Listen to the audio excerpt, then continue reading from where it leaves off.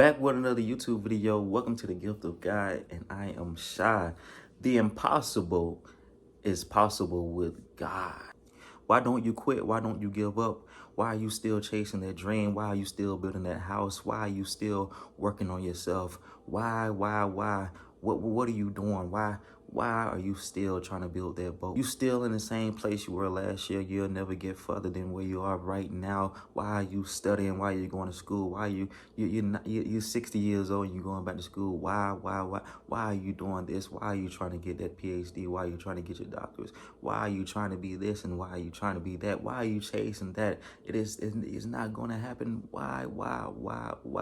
Because the impossible is possible with God. With God, I can divide the Red Sea. With God, I can defeat a giant. With God, I can make it rain.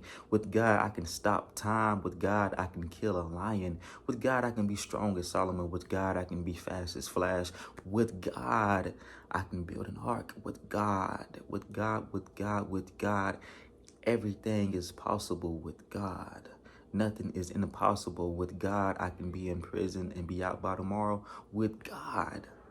Nothing is impossible with God.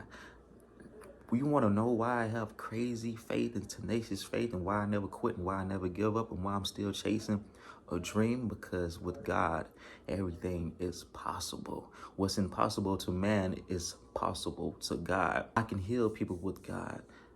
With God, I can bring people back from the dead. With God, I can do anything I put my mind to. There's nothing that my God cannot do. Whatever situation that you are in, there's no situation that God cannot bring you out of. He can do anything. Anything he chooses, anything that he pleases. It is our faith that allows God to do the impossible in our lives. Jesus said, didn't I tell you if you believe that you will see the glory of God? A lot of times he said, go in peace, your faith has healed you. Because it is our faith that allows him to do the impossible. That first that we have to believe that he can do the impossible.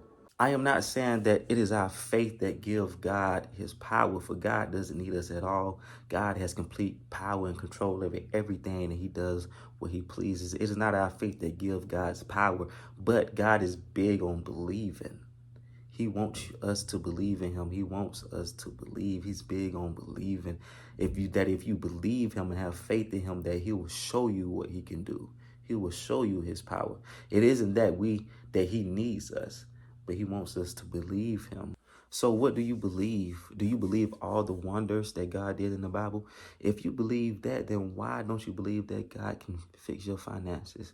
Why don't you believe that God can fix your marriage? Why don't you believe that God is able? If you believe that he walked on water, if you believe Jesus was bringing people back from the dead, and we sitting up here trying to figure out how we're going to make our way through. Jesus is healing people and setting people free and getting carried off into the clouds, and we can't believe that he can make our dreams a reality. What do you believe? Sarah didn't believe in the impossible. She didn't believe God. God said by this time next year, you will have a child. And Abraham's body was good as dead, and Sarah's womb was shut. And she didn't believe God, and she laughed within herself. She laughed within herself because she thought it was impossible for it to happen, because they both are old people. And she was saying to herself, ain't no way we about to have no babies and no kids. And it happened exactly how he said it would happen. God always has the last laugh. She wasn't laughing no more. And to prove that God has a sense of humor, the child name was Isaac, which means laughter.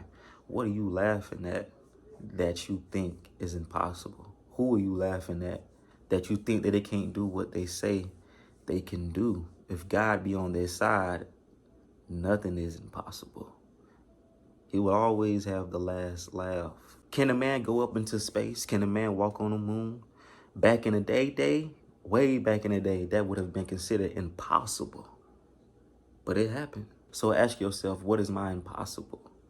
And then show it to God and watch how he laughs. Because everything compared to God is a small thing. He can do anything that you think of.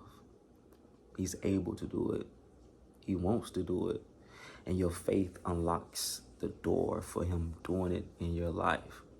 So whenever you're in a rut, whenever you're in a situation, whenever you want to give up or quit, don't, because what is impossible to man is possible to God.